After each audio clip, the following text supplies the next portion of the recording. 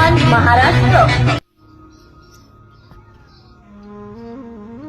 धाराशिव जिल्ह्याच्या परांडा शहरातील एक नावाजलेलं दाम्पत्य म्हणजे डॉक्टर मोरे दाम्पत्य.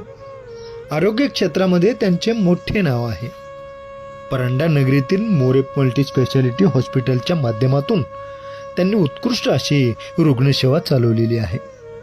शासकीय दवाखान्यात देखील ते रुग्णसेवा उत्तम प्रकारे करतात. रुग्णांच्या चेहऱ्यावरचा आनंद हीच डॉक्टर आनंद मोरे आणि त्यांच्या सौभाग्यवती डॉक्टर सौ रमा मोरे यांच्या कार्याची पावती आहे. परांडा शहरातील मोरे हॉस्पिटलमध्ये दररोज विविध प्रकारचे अनेक पेशंट येतात आणि बरे होऊन आनंदाने घरी जातात. म्हणून या मोरे दाम्पत्याचे करावे तेवढे कौतुक कमीच आहे.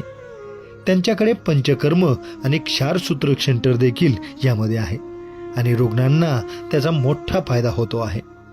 डॉक्टर आनंद मोरे हे लहानपणापासूनच खूप मन लावून शिकले आणि यशस्वी झालेले आहेत.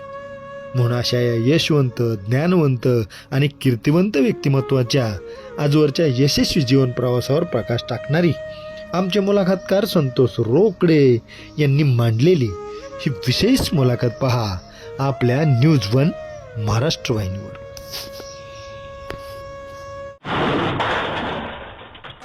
नमस्कार, मी डॉक्टर आनंद मोरे, परंडा, जिल्हा धाराशिव. मी मोरे मल्टी स्पेशालिटी हॉस्पिटल आमचा इथं आहे. त्याच्याबरोबर मी 21 वर्षापासून इथं मी सेवा देत आहे ग्रामीण भागामध्ये आणि त्याबरोबर गेले 17 वर्षापासून आयुष वैद्यकीय अधिकारी या कंत्राटी पदावर मी शासकीय देखील सेवा देत आहे.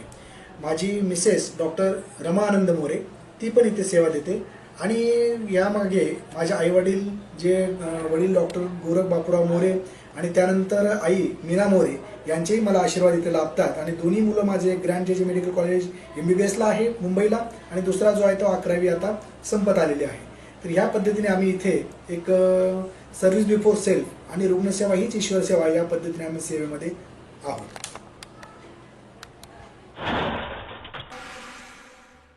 ग्रामीण भागामध्ये कमी खर्चामध्ये कशा पद्धतीने पेशंटला करता येते पाहतो. त्यानंतर आम्ही निराजारोग्याचे इंजेक्शन देत असताना पुन्हा हे वेसल सिलर किंवा बाकी इतर यांनी देखील बिना टाकायचं मोबाईल करण्याचं आम्ही ऑपरेशन करतो. त्याबरोबर इथे सगळ्या बॉईल्स मशीन आणि हे सगळ्या गोष्टी आहेत. हे हाडाचे ऑपरेशन वगैरे फ्रॅक्चर वगैरे असतील तर ह्याला सियाम मशीन असं म्हणतात. त्या पद्धतीने बऱ्यापैकी आम्ही फॅसिलिटी देण्याचा इथं प्रयत्न करतो आणि पेशंट चांगला प्रतिसाद देतात आणि खुश होऊन जातात. बाहेरच्या जाण्या येण्यामध्ये त्यांचा जेवढा खर्च होतो तेवढ्या याच्यामध्येच इथे पेशंट व्यवस्थित उपचार मिळून नीट होऊन जातो घरी.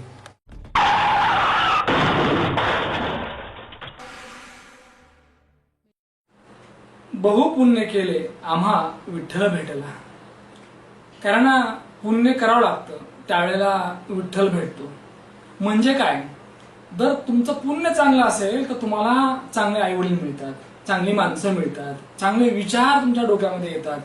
कारण काय असतं की आपण एखादी कृती करतो पण त्या कृतीच्या अगोदर आपण विचार करतो आणि मग चांगला विचार केला की चांगली कृती घडते.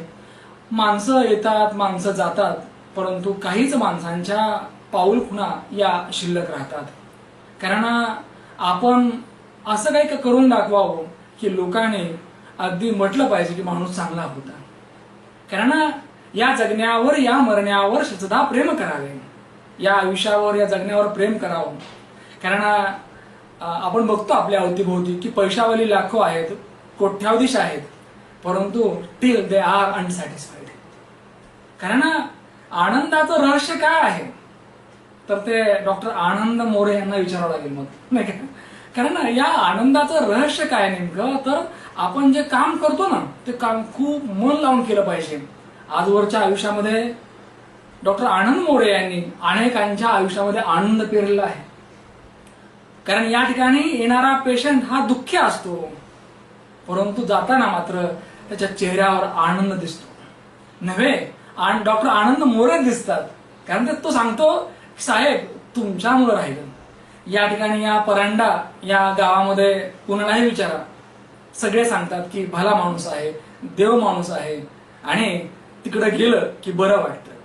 कारण या ठिकाणी येणारा पेशंट फक्त आता परांडाच नाही, बार्शी, पुणे, अगदी ज्या ज्या लोकांना माहीत झालं ती सगळी माणसं इथं येतात. कारण देव आहे नाही वादाचे मुद्दे खरं तर, परंतु डॉक्टर साहेब, तुमच्यामध्ये लोक देव बघतात निश्चितपणे, आणि त्यास आपण पात्र सुद्धा आहात. मुलाखतीच्या माध्यमातून आजवर वेगवेगळ्या क्षेत्रातल्या व्यक्तींच्या कार्याचा आढावा आपण घेतला.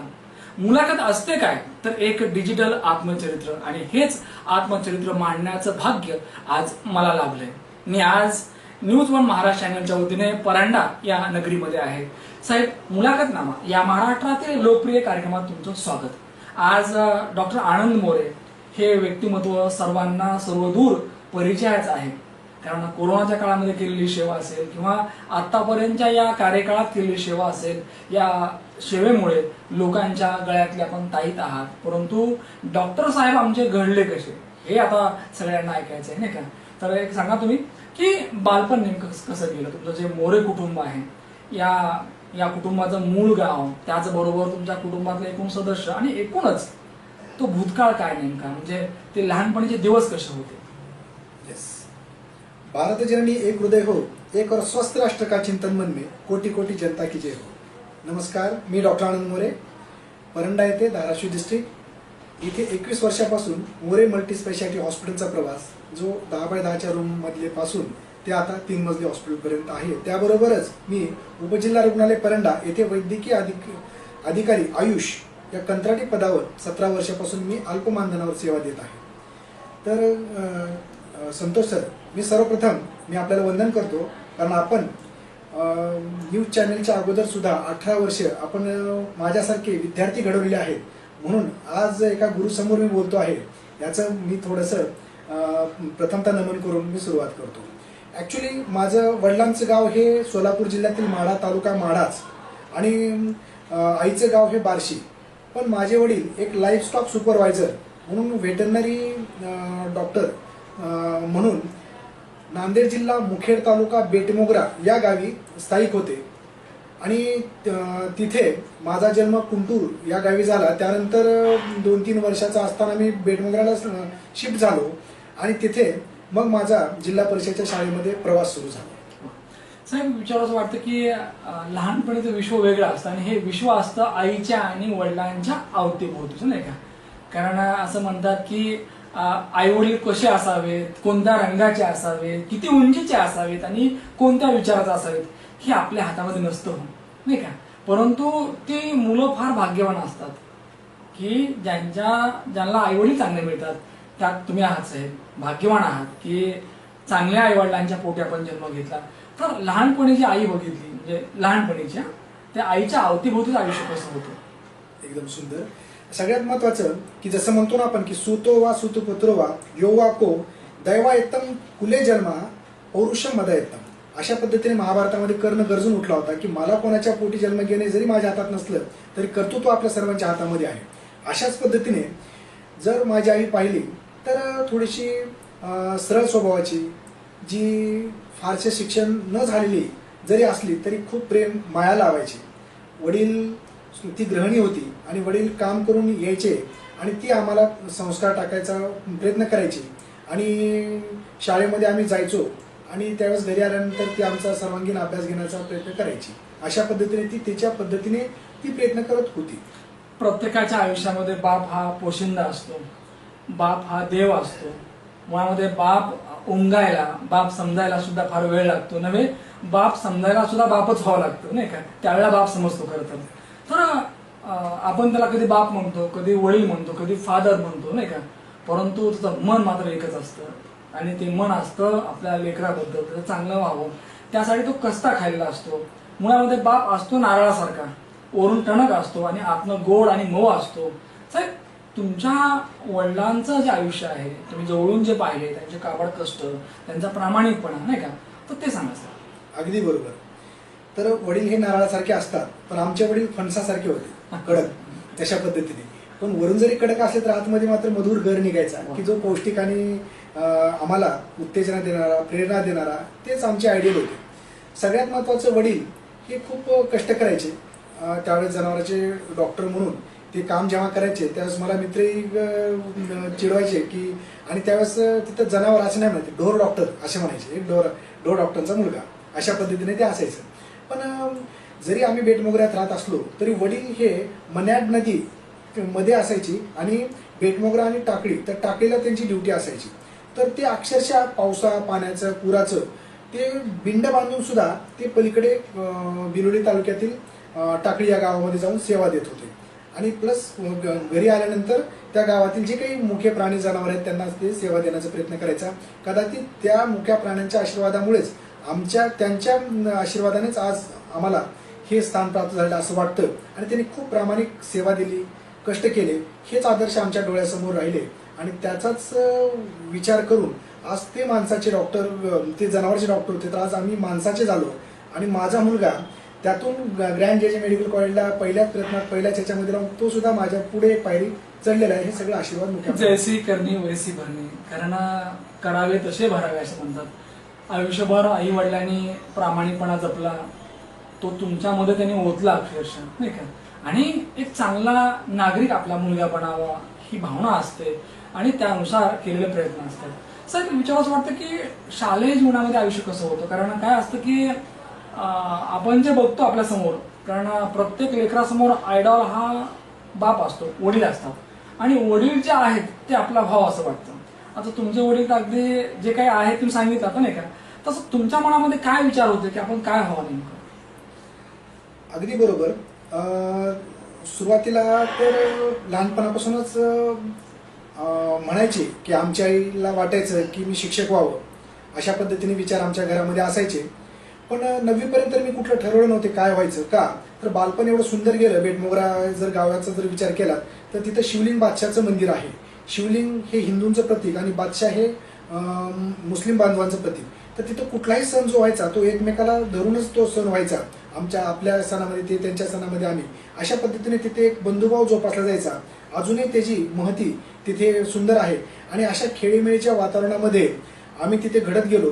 मी 4थीला असेपर्यंत जिल्हा परिषदच्या शाळेला 4थी पर्यंत शाळा होती, पुन्हा ती 7वी पर्यंत झाली, पुन्हा 9वी पर्यंत झाली.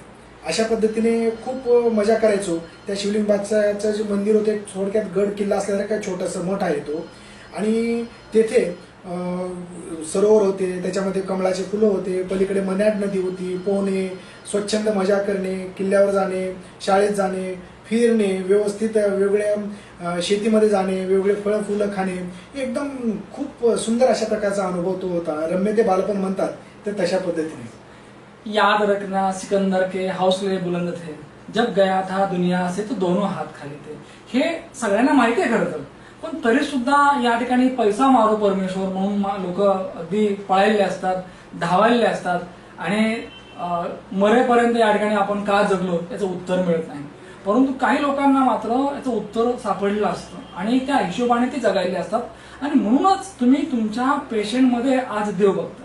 Service to man, service to God, नाही का. साहेब, विचार असं वाटतं की हा जो मूल मंत्र आहे हा तुमचा आहे का तुम्हाला दिलेला आहे कोणी? हा मूलमंत्र जो आहे तो भारतीय संस्कृतीने शिकवलेला आपल्याला आहे. कारण सर्व्हिस बिफोर सेल्फ हे भारतीय संस्कृतीचंच आहे. कारण जेव्हा आम्ही लहानपणी जिथे राहत होतो त्याच्या समोरच विठ्ठलाचं मंदिर होतं, फक्त मध्ये रोड होता. 2 डांगा टाकल्या की विठ्ठलाच्या मंदिरात आम्ही जायचो. आणि तिथे विशेषतः काकडा आरती जेव्हा व्हायची तेव्हा आम्हाला कळायचं की हे आरती झाल्यानंतर काहीतरी खायला मिळणार आहे. म्हणून आम्ही त्या हिशोबाने आम्ही तिथे जाऊन बसायचो, काहीतरी मिळणार आहे चला. पण ते कधी कधी 10-15 मिनिट पुढे मागं व्हायचं, तेव्हा ते जे काही महाराज किंवा जे सतपुरुष सांगायचे ते नकळत आमच्या कानावर पडायचं आणि नकळत ते आम्ही घडत गेलो. तिथूनच बेस जो सुरुवात झाला की भारतीय संस्कृतीचा वगैरे बाकीचा, तो पुढं मी हे करत असताना त्यामुळे मला अध्यात्म, अनुग्रह, प्रबोध त्यामध्ये माझा आहे. योग टीचर मी आहे, MD आयुर्वेद मेडिसिन आहे, इमर्जन्सी मेडिसिनमध्ये माझ्या डिग्री आहेत. मी पायल फिशर फिशुलाची ऑपरेट मी करतो. आणि त्यामुळेच मी काही त्या गुरु आशीर्वादाने, त्यांच्या ज्ञानाने मी आरोग्यामृत, आरोग्याचे संविधान अशा प्रकारचे ग्रंथ लिहिले आहेत. आणि त्यासाठी मला आजी माझी दोन्ही पंतप्रधानांनी आशीर्वाद दिलेले आहेत. सर, शालेय जीवनामध्ये प्रत्येक मूल वेगळं असतं. कोणी खोडकर असतं, कोणी उन्हाळा असतं, नाही का, कोणी हुशार असतं, अगदी वेगवेगळ्या तऱ्हा असतात. आणि सगळं जे असतं ते माप असतं खरं तर. कारण जे काय आपण गुन्हे करतो ना हे सगळे आईच्या न्यायालयामध्ये माफ होतात खरं तर, नाही का. तर तुमच्या आयुष्यामध्ये जेव्हा तुम्ही डोकावून बघता बालपण कसं होतं नेमकं, म्हणजे अगदी आगाऊपणा होता का शांत होता, काय होतं नेमकं आयुष्य? आता सेल्फ जसं म्हणतात की डिस्क्रिमिनेशन करू नये अशा पद्धतीने, पण इतरांच्या सांगण्यानंतर असं कळतं, कारण जुने लोक मला अजून भेटतात बाकीचं, तर मी फार खोडकर होतो असं त्यांचं म्हणणं होतं. अगदी खोडकर म्हणजे स्वच्छंदपणे राहणे आणि वडील जरी फणसासारखे असले तरी जरी शिक्षकांनी शाळेमध्ये मला घडवताना एखादी चापट मारली किंवा काय झालं चुकून जर माझ्या घरच्यांना कळलं की शिक्षकांनी मारले म्हणल्यानंतर वडील पुन्हा रोल ठेवलेला असायचा, त्यांनी मारायची की तू काय तर चूक केल्याशिवाय ते करणार नाही. म्हणजे एवढं ते काटेकोरपणे असायचं. पण तरी मी बऱ्यापैकी खोडकर होतो. स्वतः डोळा जाऊन पोहणं, बाकीच्या गोष्टी करणं हे अशा असायचं. आणि त्याच्यामुळेच 9वी नंतर 10वी तिथे तालुक्याच्या गावी होते, जाण्याने करावं लागायचं. म्हणून मला वडिलांनी आजोळी आणून 1-2 महिने मला नको रे तिथे म्हणून व्हॅकेशनला मला 10वीला आजोळी बार्शीला ठेवलं. म्हणजे अगदी काय असतं की वडील कितीही कडक असले पण तशाही परिस्थितीमध्ये आपण आपलं बालपण जपायला असू नाही का. कारण तो अवेअरनेस नसतो आपल्यामध्ये एवढा असा की काय चांगलं काय वाईट नाही का, परंतु आपण ते करतो नॅचरली. ते साहेब बार्शीमध्ये आल्यानंतर खऱ्या अर्थानं टर्न भेटला. म्हणजे अगदी एक असा विषय होतो की म्हणजे वडिलांना पण गॅरंटी नव्हती की काही ते चांगलं करेल नाही का, करेल पण काही ते चांगलं करेल एवढं काही माहित नव्हतं. बार्शीमध्ये आल्यानंतर तुम्ही सांगितलं की खरं तर टर्न भेटला. तो नेमका काय टर्न होता तो, म्हणजे 2 महिने तुम्ही क्लास केला तिथे नाही का. एक्झॅक्टली. तिथे मला व्हॅकेशन 10वी नंतर असायची की बाबा तिथे व्हॅकेशनसाठी क्लासला दिले. त्यावेळेस तिथे माझ्या मामाचा मुलगा डॉक्टर संजय वाळके म्हणून त्याची भेट झाली माझी. वडिलांनी त्याची भेट घालून दिली आणि म्हणे की अरे याला कुठल्या तरी ट्युशन लावून देतं, म्हणजे व्हॅकेशन म्हणायचं त्यावेळेस. आणि बघ मग त्यांनी मला घेऊन गेला. माने सर म्हणून गणिताचे होते, त्यांची ट्युशन असायची तिथे. गणिताचे तोंडे सर होते आणि एक हे दोघंच सगळं आम्हाला शिकवायचे. आणि मग मी तिथे गेल्यानंतर उन्हाळा दिवस, बाहेर त्यांच्याकडे 2 आंब्याचे झाड असायचे, आतमध्ये हे करायचे. आणि 2 महिन्यामध्ये 1 महिना मी तिथे फार दिवसभर क्रिकेट खेळणं, बाकीचं पुन्हा तिथल्याच आंब्या झाडावर चढायचं, आंबे खायचे, सरांचे सर ऑब्झर्व करायचे आणि बऱ्यापैकी ते शिकवायचे आणि मी पटकन उत्तरही द्यायचो. मग त्यानंतर 1 महिना झाल्यावर त्यांनी सांगितलं की मला तुझ्या वडिलांना भेटायचंय तर तू वडिलांना बोलून घे, मला त्यांना बोलायचंय. मी फार घाबरलो. म्हणलं पुन्हा तिथंच गाडी ट्रॅकवर आहे. म्हणलं आता मला वडील काय सोडत नाही अशा पद्धतीने. आणि मग पुन्हा ते वडिलांना बोलवलं तर त्यांनी काय सांगितलं माहिती नाही, पण वडिलांनी निर्णय घेतला की ह्या व्यक्तीला ते स्वतः महाराष्ट्र विद्यालय म्हणून आहे त्याचे उपप्राचार्य होते, त्यांनी मला ऍडमिशन तिथे घेऊन दिलं स्वतः. आणि वडिलांना कन्व्हिन्स केलं त्यांनी की तुमच्या मुलाला मी ऍडमिशन घेऊन देतो, त्याला रूम करून इथेच ठेवा, मी त्याच्या बाकी सगळ्या गोष्टी पाहतो. मला असं वाटतं की आनंद या जीवनाचा सुगंधापर दरवळला पाहिजे आणि तुमच्या जीवनातला खऱ्या अर्थानं आनंद म्हणजे आनंद काय आहे हे बाबांना पहिल्यांदा समजलं की नाही की हा काहीतरी चांगला करू शकतो नाही का. मला असं वाटतं की शिक्षक असावा की तो पारखी पाहिजे खरं तर, की त्याला पारखता आलं पाहिजे विद्यार्थी नेमके काय आहे. आणि त्या गुरुजींनी त्या सरांनी पारखलं की यू आर द बेस्ट नाही का. सर एक विचार वाटतं की कधी असं वाटलं बरं नेमकं की नाही आता आपल्याला डॉक्टर व्हायचंय. एक्झॅक्टली. त्यानंतर मी 10वीला हे करत असताना 12वीला जो माझ्या मामाचा मुलगा होता डॉक्टर संजय वाळके, ते MBBS ला त्याचं त्यावेळेस सिलेक्शन झालं. त्यानंतर मग त्याला सोडवायला मी कोल्हापूरला गेलो तिथे MBBS कॉलेजला. त्यावेळेस तिथलं जे DY पाटलाचं कॉलेज होतं किंवा तिथला कॅम्पस त्यांचं हे सगळं बघितलं. अरे म्हटलं हे खूपच वेगळं जग आहे. मी म्हटलं आपण अभ्यास केलाच पाहिजे आणि त्या पद्धतीने मला तिथे गेलंच पाहिजे आणि मला पण डॉक्टर व्हायचं. मी हेच ध्येय त्यावेळेस मी ठरवलं होतं की नाहीतर घरी बसून न अभ्यास करता पुन्हा अजून अशाच पद्धतीचं राडगाडगं चालण्यापेक्षा मी त्याच वेळेस माझं ध्येय ठरवलं.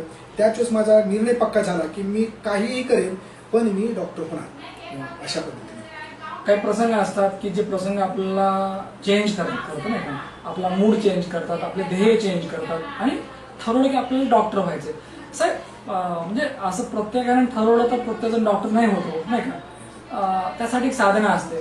कारण असं म्हणतात की संत राहो साधनेला अपयशाचा गाव नाही, संत राहो साधनेला अपयशाचा गाव नाही, हा केवढा यशाचा इतिहास रचला फक्त एका कासवाने. कारण साधना अखंड लागते आणि ती अखंड साधना केली तर आपण आपल्या ध्येयापर्यंत जाऊ शकतो. साहेब डॉक्टर होणं एवढं सोपं नव्हतं, त्यासाठी काय मेहनत होती ते सांगा. अगदी.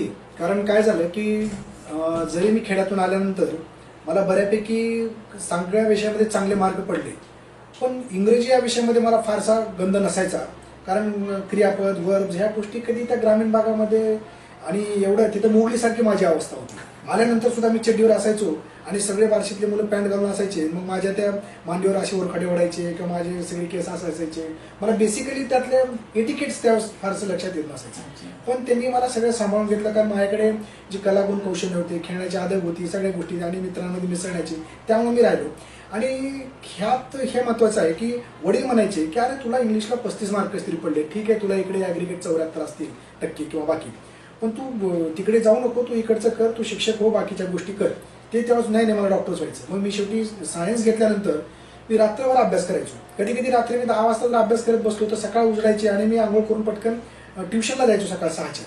म्हणजे अशा प्रकारचं त्यावेळेस मला कधी वाटत पण नव्हतं की मी इतकं जागलोय का किंवा काय. आता वाटतं डॉक्टर झाल्यानंतर सुद्धा अरे जागरण टाळलं पाहिजे, झोपलं पाहिजे. झोप आणि हे असं कधी वाटतच नव्हतं.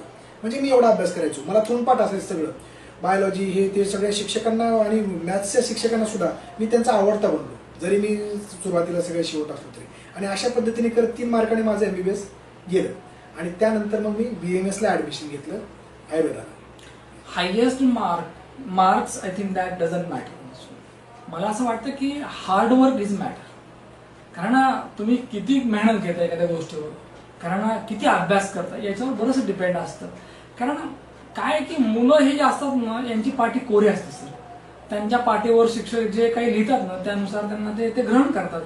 जर तुम्हाला इंग्रजीबद्दल एवढं दिलं नसेल, कोणीतरी कमी पडलं असेल असं म्हणूया आपण, नाही का, तर त्यानुसार आपण मार्क्स घेतले, पास झालात आपण. परंतु पुढचा जो तुमचा जे काही संकल्प होता की मी होणार आहे हे, हम होंगे कामयाब, नाही का, तर त्या गोष्टीने आयुष्य बदलून गेलं. खरं तर एक टर्न असा होता की शिक्षक व्हायचं होतं, नाही का, आणि दुसरीकडे अगदी तीव्र इच्छा होती की नाही मला डॉक्टर व्हायचे, नाही का. कारण ऐकावे जनाचे, करावे मनाचे, तुम्ही तेच केलं. म्हणजे बाकी सांगत होते लोक, पण तुम्ही मात्र तुमच्यावर विश्वास होता. या जगामध्ये जर काही आपण जर गमवत असाल ना तर विश्वास आहे. लोकांवर विश्वास नाही आणि त्यामुळे लोक आज मागे पडतात. तुमच्यावर विश्वास होता आणि म्हणून तुम्ही जिंकलात. करत सर, डॉक्टर झाल्यानंतर म्हणजे अगदी तुमचे जे वैद्यकीय शिक्षण जे आहे, हे वैद्यकीय शिक्षण झाल्यानंतरचा जो प्रवास आहे आम्हाला तोही ऐकायचा करतो. एक्झॅक्टली. आता तिथून मी ज्यावेळेस BMS ला लागलो, तिथे सुद्धा घरच्यांची परिस्थिती फार मोठी नव्हती. त्यांनी त्यानंतर दुसऱ्यांना 3,000 येत असतील महिन्याला, तर मला 1200 यायचे. त्यामध्ये मी राहायचं कसं, खायचं कसं, पुस्तकं घ्यायची कशी, अशी अवस्था. फर्स्ट इयर झाल्यानंतर मग मी तिथे डॉक्टर किशोर देसाई यांच्या क्लिनिकला जाऊन, म्हणजे हॉस्पिटलला, ते MSMCH होते मिरज सांगली यातील पहिले. तर ते फार कडक होते. त्यांच्या अंडर ज्यावेळेस मी काम करायचो त्यावेळेस त्यांनी मला पाहिलं गेलं पैशाची गरज आहे, पण मला सुरुवातीला मी सिस्टरांच्या हाताखाली काम केलं वाढवाय म्हणून. त्यातून मी पैसे कमवले. जसं बाबासाहेब आंबेडकर म्हणतात, शिका, संघटित व्हा, संघर्ष करा. तर मी सामान्य व्यक्तींना सांगेल की काम करा, पैसे कमवा, शिका, संघटित व्हा आणि संघर्ष करा आपल्याबरोबर समाजासाठी. तर ह्या पद्धतीचा. आणि तिथून मग त्यांना इतका जवळचा झालो, मला त्यांनी हॉस्पिटलमध्ये ठेवलं आणि अक्षरशः डोक्यावर हात ठेवून म्हणायचे, India need man just like you doctor.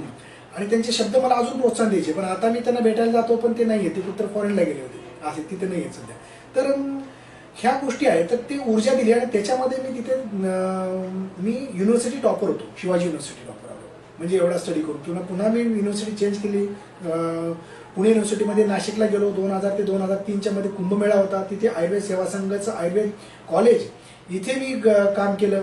तिथे 25 बेड ICU होतं, इमर्जन्सी मेडिसिन. आणि कुंभमेळ्यामध्ये आम्ही खूप छान सेवा दिली, योग, आयुर्वेद. त्यानंतर त्या सगळ्यांबरोबर अध्यात्म शिकायला मिळालं. त्यानंतर इमर्जन्सी मेडिसिन्स आम्ही यूज केला. त्यामुळे सगळ्या गोष्टी. आणि तिथे गेल्यानंतर अशाच पद्धतीने तिथे पण एक शिक्षक विशेष मला मिळाले, विदा सावरकर सख्खे भाचे लभा काळे. हे 97 वर्षाचे होते, नथुराम गोडसे त्यावेळेचे ते मित्र पण होते. त्यावेळेस मी त्यांच्याकडे आयुर्वेद स्पेशल जाऊन मी शिकला, गुरु शिष्य परंपरेने. का त्यांनी मला शिकवलं, तिथे मुलं होती. पण मी सांगलीत असताना दातार पंचभौतिक चिकित्सा संशोधन केंद्रामध्ये बारकाव्याने मी अभ्यास केला होता. त्यामुळे त्यांनी सांगितलेली डायजेस्टिव्ह सिस्टम हे माझ्याकडे ते काय सांगायचे मला ऍब्सॉर्ब होत होतं. आणि त्या पद्धतीने त्यांचेच मी विचार घेऊन पुन्हा आरोग्य अमृत, आरोग्याचे संविधान अशी ग्रंथसंपदा ही गुरु आशीर्वादातून त्यांचाच विचार मी आपल्यासमोर मांडण्याचे प्रयत्न केले. निश्चितच. असा अद्भुत करता सायास तुका म्हणे अभ्यास. तुम्ही इतका अभ्यास केला की आज तुमचे अनेक पुस्तकं प्रकाशित आहेत, उत्तम प्रकारचे तुम्ही लेख सुद्धा लिहिता. तर सर, बऱ्याच वेळा काय असतं की जेव्हा एखादा आपण हॉस्पिटल सुरू करतो नाही का, तर त्यावेळेला फक्त पेशंट त्यांना ट्रीट करणे, त्यांना मेडिसिन देणे आणि पुढे चालणे, फार तर फार तेवढा पुरता अभ्यास करणे. परंतु तुम्ही जो काही अभ्यास केला, जो काही तुमचा अनुभव आहे किंवा काय केलं पाहिजे, डूज अँड डोंट्स, ह्या सगळ्या गोष्टी तुम्ही कुठेतरी मांडलेल्या आहेत, तुमची पुस्तकं प्रकाशित आहेत. एवढा वेळ मिळतो का पण? जर तुमच्याकडे इच्छा असेल तर तो मार्ग आपोआप सापडतो. असं जगात कितीही बिझी व्यक्ती असला तरी जर इच्छा असेल तर इच्छा तिथे मार्ग, ते तुमचं होतंच. मी अगदी आता लॉ करतो, लॉच्या लास्ट इयरला एकही विषय माझा गेलेला नाही आहे, तरी मी सरकारी, माझा दवाखाना, इमर्जन्सी या सगळ्या गोष्टी पाहून मी एवढ्या चांगल्या प्रकारे स्टडी करण्याचा प्रयत्न करतो. कारण तुम्ही कसं करता, कसं टाइम मॅनेजमेंट करता, कशा पद्धतीने तुमच्याकडे कंटिन्युटी, कन्सिस्टन्सी आहे, या सगळ्या गोष्टींवर त्या गोष्टी अवलंबून आहेत जगात. There is will, there is way. Okay, no problem. Sir, इच्छाशक्ती ही बरंच काही सांगून दिलं जाते की तुम्हाला जे जे काही करायचं आहे त्यासाठी वेळ द्या फक्त. जे लोक सांगतात की आमच्याकडे वेळ नाही, पण मला असं वाटतं की त्यांच्याकडे भरपूर वेळ असतो, नाही का? People have lot of time, but they wasted their time to watch TV, okay, mobiles. म्हणजे या जगामध्ये ते गुंतलेले असतात, एंटरटेनमेंटमध्ये, करमणुकीमध्ये. सर, तुमच्या असं वाटतं की या मोरे मल्टी स्पेशालिटी हॉस्पिटलला आज जवळपास तुम्ही मला उल्लेख केला की 21 इयर्स आर कम्प्लिटेड. तर या ज्या हॉस्पिटलची सुरुवात नेमकी कशी झाली, नेमक्या परंडा हे शहर का निवडावं असं वाटलं, आणि या 21 वर्षाचा हा जो प्रवास आहे तो सांगा. सगळ्यात महत्त्वाचं असं होतं की मला क्लिनिकल नॉलेज आणि पेशंटशी खेळायला आवडायचं. त्याच्यामुळे शिक्षकी पेशापेक्षा मला पेशंटशी खेळणं आवडायचं, म्हणून मी टीचर मी भूमिका घेतली नाही. कारण MD झाल्यानंतर मला कुठल्या कॉलेजला मिळालं असतं. पण त्यावेळेस 2003 मध्ये जॉब ऑपॉर्च्युनिटीज फार कमी होत्या. त्याच्यामध्ये पुन्हा सगळ्याच गोष्टी, जरी आपल्या संविधानामध्ये लिहिलेलं आहे की आर्टिकल 14-15 डिस्क्रिमिनेशन, जातीभेद किंवा इतर गोष्टी नसावेत, पण ते कुठं ना कुठं असतात. त्याच्यामध्ये वशिला सगळ्याच गोष्टी असतात. त्या गोष्टी माझ्याकडे नव्हत्या. मी सामान्य एक नाभिक समाजाच्या कुटुंबातून होतो आणि त्यातून ह्या सगळ्या गोष्टी करणं, मग मी 1,500ची नोकरी शोधत होतो बार्शीमध्ये आल्यानंतर, पण तिथे वशिला इतर गोष्टीमुळे मला नव्हतं. माझी इच्छा रिसर्च इन्स्टिट्यूटमध्ये जायची होती. मला कॅन्सर आणि बिबा ह्यावर विचार करायची खूप इच्छा होती, पण तसे मार्ग माझ्याकडे तेवढे नव्हते किंवा मला कोणी ते प्लॅटफॉर्म पण दिले नाहीत. 2005 साली मी ओरडत होतो आणि 2008 साली अमेरिकेने पेटंट त्या बिब्यावर घेतलेलं आहे की कॅन्सरच्या यासाठी. मग ठीक आहे, माझे गुरु तसे होते, त्यांनी मला बरंचसं नॉलेज दिलं होतं. मला खूप इच्छा होती की जे काही नॉन कम्युनिटी डिसीज आहेत त्याच्यावर रिसर्च करावे, पण शेवटी पोटा पाण्याचं बघणं गरजेचं आहे. कुठेही 1,500ची नोकरी न दिल्यामुळे इथे माझे परंडा हे बार्शीपासून एक 24 किलोमीटर अंतरावर आहे. इथे माझे त्यावेळेस काका ओल्ड एज होतं त्यांचं आणि वकील होते नामांकित इथले, प्रल्हादराव मोरे म्हणून. तर त्यांनी मग एकदा त्यांच्या चेस्ट पेन होत होता, आम्ही नेमकंच तिथं आलो होतो. फोन केला, मी सांगितलं यायची गरज नाही, तुम्हाला काही प्रॉब्लेम नाही आहे, चेस्ट जरी पेन होत असेल ते कार्डियक सिम्टम्स नाही, ती गोळी घ्या. पण इथं कुठल्या डॉक्टरने हात लावला नाही. तिथं आले त्यानंतर म्हणजे तूच चल, घरचे म्हणले जावा घेऊन, ह्याला नोकरी कर म्हणतो, पण मिळत नाही. मग त्यांच्याकडे वडिलांकडे परिस्थिती नाही मला दवाखाना टाकून द्यायची. मग इथं येऊन मी 10x10च्या रूममध्ये सुरुवात केली आणि त्यानंतर माझं लग्न ठरलं होतं. मग लग्न कुठे ठरलं होतं, ज्यावेळेस मी दीनानाथ मंगेशकर संजीवन हॉस्पिटलला ICU रजिस्टर म्हणून 1.5 वर्ष काम केलं मी इमर्जन्सी डिपार्टमेंटला. माझ्याकडे स्किल पण तेवढे होते आणि तिथे मला माझं नॉलेज बघून माझ्या केवळ सासऱ्यांनी मला ते झुलॉजीचे गाईड होते, ते म्हणले की असा मुलगा, मी इतके मुलं माझ्या हातून गेले पण असा मुलगा मी कधी पाहिलेला नाही, तर तू आता त्या व्यक्तीकडे काही नाही पण भविष्यामध्ये त्यासारखा कोण राहणार नाही, तू बघ. अशा पद्धतीने मुलीने सुद्धा तेवढं वडिलांचं ऐकून खाली मुंडी घालून तिने माझ्याशी लग्न केलं. पण लग्न इथं मी एक 10x10च्या रूममध्ये होतो आणि माझ्या चुलत भावाचं हॉटेल होतं, मी तिथे जाऊन रात्री झोपायचो आणि दिवसा OPD मध्ये बसायचो. आणि लग्न झाल्यावर माझ्या मिसेसला मी 6 महिने घरी ठेवलं, का तर तिला कुठे ठेवायचा हा प्रश्न माझ्यामध्ये होता. अशा पद्धतीने आमचा प्रवास तिथून सुरू झाला. ते हळूहळू अशा पद्धतीने आज आपल्या वेल इक्विप्ड हॉस्पिटल आपलं आहे. प्रत्येक रुग्णाला जे सामान्य डॉक्टर फी घेतात तेवढीच मी घेतो, पण इथं आल्यानंतर त्यांना बसायला ॲरोचं पाणी, TV, toilet, bathroom, special room सगळ्या गोष्टी मी देण्याचा प्रयत्न केला. का तर मला डॉक्टर होताना 4,000 रुपयामध्ये मी डॉक्टर झालेलो आहे. म्हणजे मला पैसा कमवणे माझा ध्येयच नव्हता. आणि मी ज्या संस्कृतीतून आलो, ज्या संस्कारातून वाढलो, ते मला सर्वप्रथम असं वाटतं की सर्व्हिस बिफोर सेल्फ, म्हणजे समाजाभिमुख व्यक्तिमत्व माझं ह्या स्टडीमध्ये माझं घडलं. आणि त्याच्यामुळं म्हणून मी पुस्तकं लिहू शकलो, म्हणून मी माझे वैयक्तिक पैसे घालून या सगळ्या गोष्टी समाजाचं ऋण फेडण्याचा मी यातनं प्रयत्न केला. आज 30 बेडचं रेकमेंडेड हॉस्पिटल आहे. कोविडमध्ये मला 40 बेड एक्स्ट्रा दिले होते आणि मला दोन्ही हॉस्पिटल चालवायची परमिशन होती. खाली हे, वर कोविड, वर जाताना PPE किट घालून जायचो बाकी हे. आणि विशेष मला असं सांगायचं आहे की 4ही शास्त्राचं नॉलेज असल्यामुळं माझ्याकडे एकही कोरोनाचा पेशंट डेथ झालेला नाही. साहेब, तुमच्या सौभाग्यवती अर्धांगिनी डॉक्टर रमाताई मोरे यांची ही भूमिका खूप महत्त्वाची आहे. मला असं वाटतं की ज्या घरामध्ये नवऱ्याच्या पाठीमागं बायको जेव्हा खंबीरपणे उभी राहते नाही का, मग देव उभा राहू किंवा न राहू, पण ती राहिली पाहिजे, म्हणजे बायको राहिली पाहिजे, मग त्या पुरुषाला सगळं जग जिंकता येतं. तसं डॉक्टर रमाताई यांनी देखील तुम्हाला आतापर्यंत सपोर्ट केला आहे, तर तुमच्या आयुष्यातली त्यांची भूमिका सांगा. खूप महत्वाचे आहे, कारण संघर्ष प्रत्येकाला आवडेल असं सांगतात नाही. समोर जसं विदा सावरकरांना काळ्या पाण्याची शिक्षा झाल्यानंतर जेव्हा त्यांची पत्नी त्यांना भेटायला गेली, त्यावेळेस त्यांनी सांगितलं की आज मला 25 वर्ष शिक्षा होते काळ्या पाण्याची, मग तुझ्या आयुष्याचं कसं. तर त्यावेळेस ती म्हणाली की जी देशासाठी समाजासाठी माझा जर पती एवढा त्याग करत आहे, तर मी देवाला म्हणेल की जन्मोजन्मी मला असाच पती मिळावा. अशा प्रकारचं त्यांचं धैर्य त्यांनी वाढवण्याचा प्रयत्न केला. तशा पद्धतीने प्रत्येक यशस्वी पुरुषाच्या मागे स्त्रीचा हात असतो. तशा पद्धतीने रमा, म्हणजे पहिले तिचं नाव विजया होतं, पण माझ्या आईने ते बदलून रमा ठेवलं. शेवटी रमा विजय हे देवीचेच नाव आहेत, आणि खरोखर त्या अर्थानेच मला देवी प्रसन्न झाली. या देवीच्या आशीर्वादामुळेच मी आज इथं आहे, कारण धाराशिव जिल्ह्यावर आई तुळजाभवानीचा आशीर्वाद नेहमी आहेच, तर तिच्या रूपाने माझ्यावर सदैव आशीर्वाद राहतो. आणि तेव्हापासून माझी भरभराटी झालेली आहे, आणि त्यातून आम्ही जास्तीत जास्त जनसेवा करण्याचा आम्ही प्रयत्न केलेला आहे. सुरुवातीला तुमची परिस्थिती एवढी काही ठीक नव्हती, आर्थिक परिस्थिती, आणि तशा परिस्थितीमध्ये आदरणीय डॉक्टर रमाताई तुमच्याबरोबर रमल्या खरं नाही का, नुसत्या रमल्या नाहीत, तर या ठिकाणी तुम्हाला जग जिंकता येतं हा विश्वास निर्माण केला खरं नाही का. आणि आपण हे करू नाही का, तुम्ही करा मी करते असं म्हणण्यापेक्षा आपण करू, कारण आपण या शब्दामध्ये फार मोठी ताकद असते. ती ताकद सतत तुम्हाला तुमच्या सौभाग्यवतीने दिली. सर 21 वर्ष या सेवेची नाही का, तर या 21 वर्षामध्ये आज तुमची एक वेगळी ओळख आहे खरं तर नाही का. प्रत्येक डॉक्टरची एक स्पेशालिटी असते, कुणी हर्निया स्पेशल असतं, कुणी अगदी मूळव्याध स्पेशल असतं नाही का, कुणी आता हल्ली चिकनगुनिया स्पेशालिस्ट आहेत, तशी तुमची काय स्पेशालिटी आहे. नाही, सगळ्याच बाबतीमध्ये तुम्ही निदान करता, पण एक काही स्पेशालिटी असते आपली. एक्झॅक्टली. सगळ्यात महत्वाचं म्हणजे आम्ही ज्या ठिकाणी प्रॅक्टिसला आलो ते भारतामधला आकांक्षित जिल्हा आणि आकांक्षित म्हणजे दुष्काळग्रस्त तालुका, अशा परिस्थितीमध्ये आम्ही इथं आलो होतो. त्यामुळे संघर्ष भरपूर झाला, आणि त्यातून जर एक वेगळी स्पेशालिटी निर्माण करायचा विचार केला तर चमत्कार केल्यानंतर नमस्कार आपोआप मिळतो. आणि त्यानुसार आमची परिस्थितीच अशी होती की आम्हाला फर्स्ट इयर झाल्यापासून जे काम करावं लागायचं बाहेर, नाईट ड्युटीज किंवा हे बाकीचं, का तर पैसा त्यातून मिळावा आणि शिक्षण माझं व्हावं. त्यामुळे स्किल एवढं येत गेलं की एव्हरीथिंग अंडर वन रूफ, म्हणजे प्रत्येक गोष्ट पायरी चढली की त्याला आम्ही प्रथमोपचार देऊ शकतो. इमर्जन्सी पासून ते सगळ्याच गोष्टी आम्ही केल्या.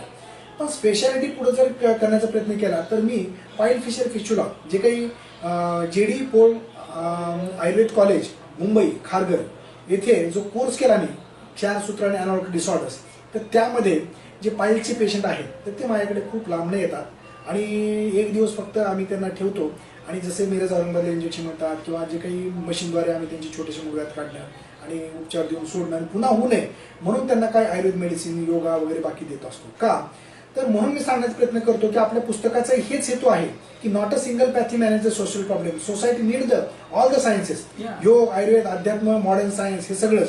कारण मनुष्य जर शरीर पाहिलं तर शरीर मन आणि आत्मा या 3 स्तंभावर अवलंबून आहे. ॲलोपॅथी नुसतं शरीराकडे पाहते, माइंडवर त्यांच्याकडे फारसा उपयोग नसतो.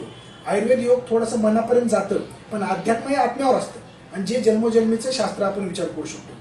तर ह्या ज्यांना अध्यात्माची झालर नाही त्यांना मानसिक आजार जास्त होतात आणि त्यांना उपचार चालू होतात. म्हणून ह्या सगळ्या गोष्टीचं आता मूळव्याधामध्ये काय होतं की ते लोकलाइज डिसीज ठरवतात, पण आयुर्वेद किंवा हे काय म्हणतो की it is a localise manifestation of generalise disease. म्हणजे संपूर्ण शरीरात कुठेतरी दोष दृष्टी झाल्यामुळे तिथं ते तोंड फक्त त्यांनी काढलेलं आहे, मग तिथंच फक्त ते काढून पुन्हा ते निर्माण होतं. पण हे पुन्हा होऊ नये यासाठी आयुष पॅथी मी म्हणेन, ज्याच्यामध्ये होमिओपॅथी, युनानी, सिद्धा, योगा, आयुर्वेद ह्या गोष्टी फार महत्वाच्या आहेत. आणि म्हणून मी ह्यामधून शासनाला किंवा सगळ्यांना सांगण्याचा प्रयत्न करतो की तुझं आहे तुझं पाशी, पर तू जागा चुकलाशी. योग अध्यात्म आयुर्वेदासारखे तुमच्याकडे शास्त्र आहेत जे जगावर राज्य करू शकतात, की जे पूर्वी आपली संस्कृती हे आहे गतवैभव जर प्राप्त करायचं असेल तुम्हाला तर ह्याच शास्त्रांवर तुम्हाला काम केलं पाहिजे. आणि जे काही नॉन कम्युनिकेबल डिसीजेस आहेत ज्याच्यावर जगामध्ये अब्जावधी रुपये खर्च करून संशोधन केलं जातं, पण ही जर आचरण केलं आपलं आयुर्वेद अध्यात्म आणि बाकी या गोष्टींचा तर हे आजार होतच नाहीत. Prevention is better than cure हा होतो, पुढच्या गोष्टी टाळल्या जातात. हे मला म्हणायचं आहे थोडंसं. छान. मला असं वाटतं की इतका चांगला अभ्यास केल्यानंतर पेशंट कुठलाही असू द्या, त्याचा रोग कुठलाही असू द्या, त्याच्यावर निश्चितपणे निदान होतं. कारण काय असतं की डॉक्टरला पाहिल्यानंतर अर्ध दुखणं गेलेलं असतं खरं तर, आणि मुळामध्ये ती तो डॉक्टर जर हुशार असेल आणि पेशंटच्या डोक्यात तो जो प्रोग्राम फिट बसला असेल इथं गेल्यानंतर आपलं राहते. कारण मी पेशंट मला असं वाटतं की मी मुलाखतकार म्हणून जेव्हा इथं आलो होतो, एक 2 मिनिटापूर्वी एक पेशंट इथं आले आणि त्यांनी सांगितलं की मी तुम्हाला भेटायला आले आणि इथं तुमच्याकडे आल्यानंतर माझं राहते. मला असं वाटतं हा अनुभव फक्त एका पेशंटचा नाही तर अनेक पेशंटचा हाच अनुभव आहे की डॉक्टर आनंद मोरे यांच्याकडे आल्यानंतर आमचं राहतं. मला असं वाटतं की पैसा आपण किती कमवतो परंतु बऱ्याच वेळेला तळतळाट लागलेले असतात. कारण असं म्हणतात की कुणाचे तळतळाट लागावे असे का वागतो आपण. तळतळाट लागू नये, दुवा भेटली पाहिजे. कारण डॉक्टर साहेब त्यांना दवा देतात आणि प्रत्येक पेशंट न चुकता या ठिकाणी दुवा देतो. कारण दुवा कोणी देत नाही, त्यासाठी तेवढं काम करावं लागतं. कारण असं म्हणतात की अगदी टाकेचे घाव सहन केल्याशिवाय देवपण सुद्धा येत नाही. कारण देवपण तेव्हाच येतं, सहन करावं लागतं, वेळ द्यावा लागतो नाही का, तेवढं डिवोट व्हावं लागतं. त्याच वेळेला लोक तुम्हाला म्हणतात yes you are the best. Sir, या पूर्ण प्रवासामध्ये अनेक लोकांची दुआ आहे, आशीर्वाद आहेत, पुण्याही आहे. तर या पूर्ण प्रवासाचं श्रेय आपण कोणाला देऊ इच्छिता, म्हणजे कोणामुळे वाटतं की आपण इथपर्यंत आलो. एक्झॅक्टली. एक तर आईवडिलांचे आशीर्वाद, समाजाने दिलेला आपल्या ज्ञानाला आदर आणि ह्या भागाने जे भरभरून मला आशीर्वाद दिला.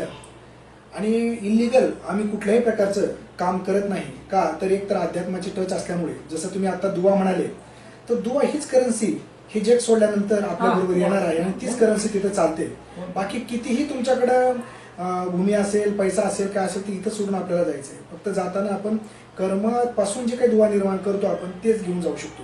म्हणून करन्सी जी आपल्याकडे आहे, पैसा, संपत्ती, ते कन्वर्ट तुम्हाला दुवामध्ये करता आलं तर खूप बरं होतं असं मला म्हणायचं. आणि माझी मिसेस आणि मी मॅडम आम्ही कधीच मनी ओरिएंटेड वर्क केलं नाही. त्याच्यामुळे पेशंट आमच्याकडे येत राहिले आणि ते ठीक होत राहिले. कारण का, तशा प्रकारची आमची अभ्यासामुळे दृष्टी निर्माण झालेली असते आणि निदान आमचं चांगलं असतं.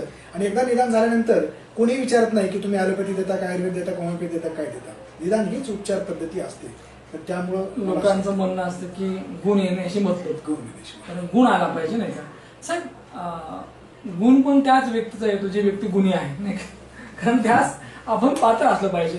साहेब, आता या ठिकाणी ज्या उंबरठ्या उभ्या आहात, खरं एका चांगल्या नावाजलेल्या मोरे मल्टी स्पेशालिटी हॉस्पिटलचे आपण संचालक मालक चालक आहात. तुमच्या सौभाग्यवती तुम्ही दोघं हे सगळं रन करतायत. भविष्याकडे कसं बघतायत तुम्ही? कारण तुमचे वडील या ठिकाणी वेटरन डॉक्टर होते, तुम्ही या ठिकाणी आयुर्वेदिक आहेत आणि आता मुलगा मात्र पुढची स्टेप आहे. कारण प्रत्येक पिढी आता पुढे जाते, फॉरवर्ड आहे नाही का. तर तुम्ही इथनं पुढं कसं बघताय? बरोबर. आताच तुम्ही मला सांगितलं होतं एकदा की भूतकाळाच्या कैदेमध्ये न अडकता वर्तमानामध्ये कृतिशील कार्य करून उज्ज्वल भविष्यासाठी आपण प्रयत्न केले पाहिजे. तर जे काही झालं, जे काही संघर्ष करावा लागला, जे काही आहे, तर ते एक आपला जीवनाचा पार्ट होता. तो आर्ट ऑफ लिव्हिंग सारख्या पद्धतीने आम्ही तो मॅनेज केला. आज इथं आलो. जे झालं ते गंगेला गेलं, पण इथं जी काही स्टेबलनेस आहे यातून जास्तीत जास्त अजून समाजाभिमुख कार्य कसं करता येईल यासाठी नक्कीच आम्ही विचार करू. कारण मुलगा जर आज MBBS ला जातोय, दुसरा सुद्धा नक्कीच आपल्या आशीर्वादाने सिलेक्ट होईल. पण ह्यातून आम्हाला अशा प्रकारचं एक संशोधन केंद्र किंवा एक अशा प्रकारे काढायचं की बेसिक तर ठीक आहे, पण नॉन कम्युनिकेबल डिसिजेसवर कव्हर कसं करता येईल.